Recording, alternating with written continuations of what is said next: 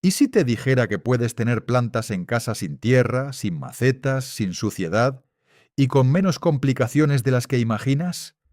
Puede sonar contraintuitivo, porque cuando pensamos en una planta, automáticamente pensamos en tierra, en una maceta, en regar, en ensuciar, en hojas secas, en trasplantes, en todo ese pequeño mantenimiento que, siendo honestos, muchas veces hace que lo dejemos para después.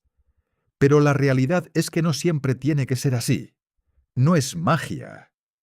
Es algo que la naturaleza lleva haciendo mucho antes de que inventáramos las macetas. Y hay 7 plantas en concreto que lo hacen especialmente bien. Una de ellas probablemente ya la tienes en casa, y la estás cuidando de la manera más complicada posible. Hoy vamos a ver 7 plantas de interior que pueden vivir y crecer solo en agua. Veremos cómo hacerlo bien, qué necesitas exactamente, y también qué errores hacen que a veces no funcionen, porque aquí está la clave. No se trata solo de poner un tallo en agua y esperar lo mejor. Hay pequeños detalles que marcan una gran diferencia. Y cuando los entiendes, todo se vuelve mucho más fácil. Quédate hasta el final, porque la última planta fue la que más me sorprendió al investigarla. Durante años hemos dado por hecho que las plantas necesitan tierra para vivir. Y tiene sentido, es lo que vemos, es lo que nos enseñaron, es lo que hemos repetido sin cuestionarlo. Pero la naturaleza no funciona con reglas tan rígidas. Funciona con adaptaciones. Hay plantas que crecen en grietas de rocas, donde prácticamente no hay sustrato.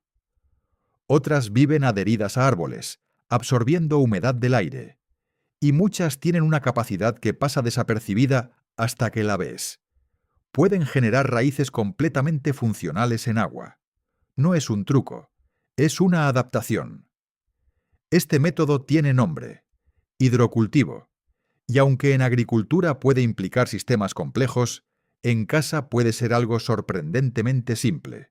Un tallo, un recipiente con agua y una fuente de luz adecuada. Nada más.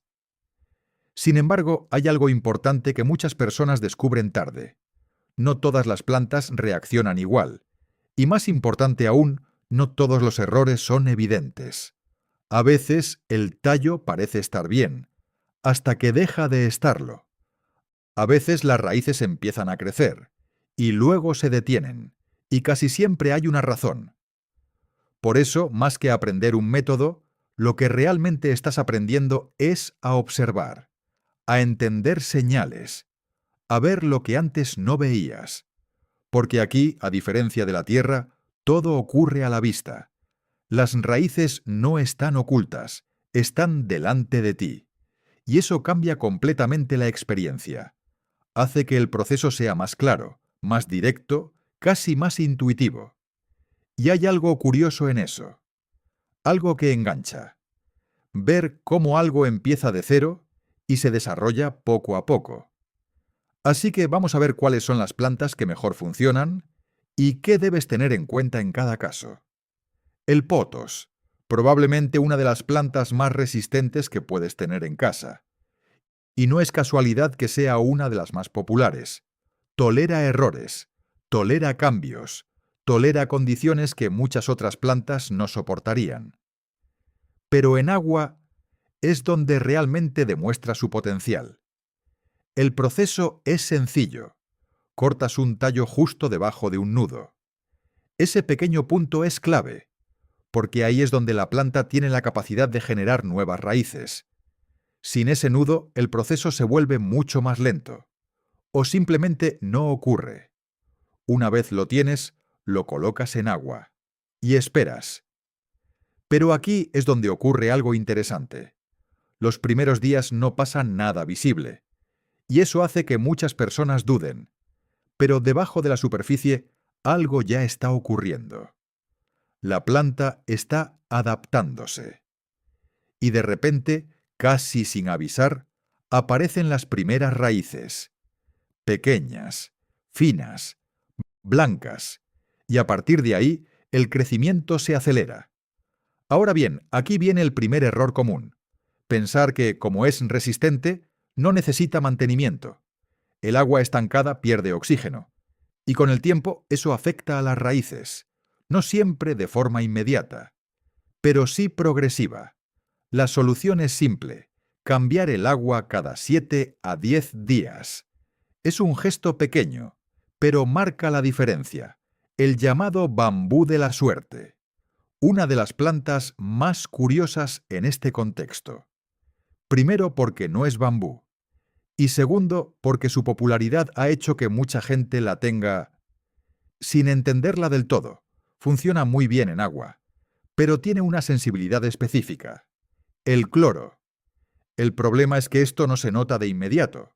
Al principio parece estar bien, pero con el tiempo las hojas empiezan a amarillear, y muchas personas piensan que es falta de luz o exceso de agua, cuando en realidad es algo mucho más simple: la calidad del agua.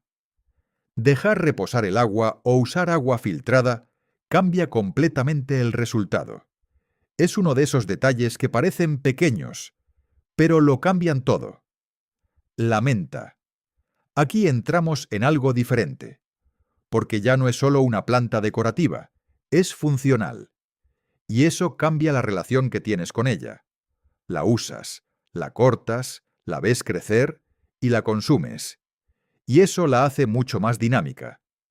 Además, tiene una ventaja clara: es extremadamente fácil de propagar. Pero hay un error que se repite constantemente: pensar que, como crece rápido, puede hacerlo en cualquier condición. La luz sigue siendo clave. Sin luz suficiente, la planta sobrevive, pero no prospera. Y hay una diferencia importante entre ambas cosas. Prosperar implica crecimiento fuerte, hojas sanas, aroma intenso. Sobrevivir es simplemente mantenerse. Y lo interesante es que esa diferencia se nota muy rápido. La albahaca. Similar a la menta en uso, pero distinta en comportamiento. Más exigente, más sensible y sobre todo más dependiente de la luz. Aquí es donde muchos fallan, porque visualmente parecen similares, pero no lo son. La albahaca necesita más energía, más luz, más constancia, y cuando no la tiene, lo muestra rápido. Pero cuando las condiciones son buenas, responde igual de bien. El filodendro, una planta que combina facilidad con impacto visual, hojas grandes, presencia fuerte y un crecimiento bastante predecible. Pero tiene un pequeño detalle que muchas personas desconocen: su savia. Puede irritar la piel. No es algo grave, pero sí algo a tener en cuenta, especialmente si haces varios esquejes. Es uno de esos detalles que no afectan al resultado, pero sí a la experiencia.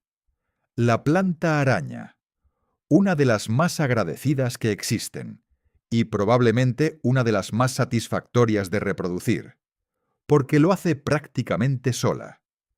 Los hijuelos ya vienen preparados, solo necesitas separarlos y darles agua. Y aquí ocurre algo interesante: no hay casi periodo de adaptación. Empieza a enraizar casi de inmediato, y eso genera una sensación de facilidad que pocas plantas ofrecen. Además, tiene otra ventaja: tolera condiciones que otras no toleran.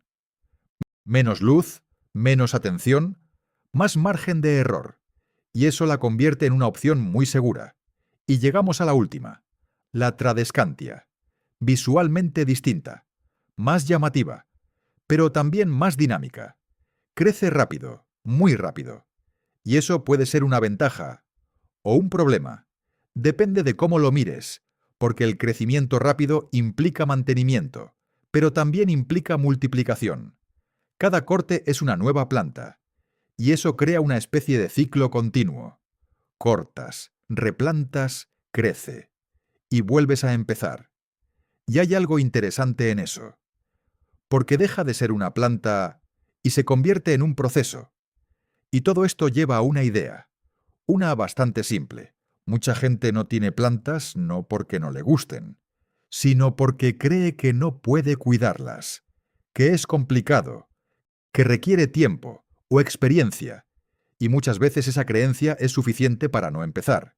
El cultivo en agua cambia eso, reduce la fricción, simplifica el proceso, hace todo más visible, más claro, más accesible. Y eso es lo que realmente marca la diferencia. No es solo una técnica, es una puerta de entrada. Además, hay algo que cada vez está más claro. El entorno en el que vives influye en cómo te sientes, y las plantas forman parte de ese entorno.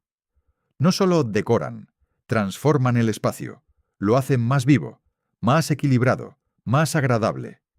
Y lo interesante es que todo eso puede empezar con algo mínimo, un gesto pequeño, un tallo en agua, nada más, sin complicaciones, sin perfección, solo empezar.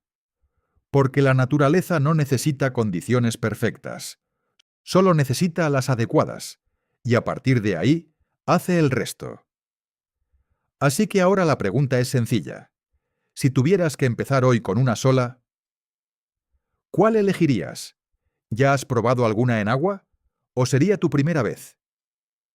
Te leo en comentarios, y si ya tienes experiencia, comparte algún consejo. Seguro que ayuda a alguien más. Si te interesa este tipo de contenido, suscríbete. Cada semana exploramos formas simples de traer naturaleza a casa.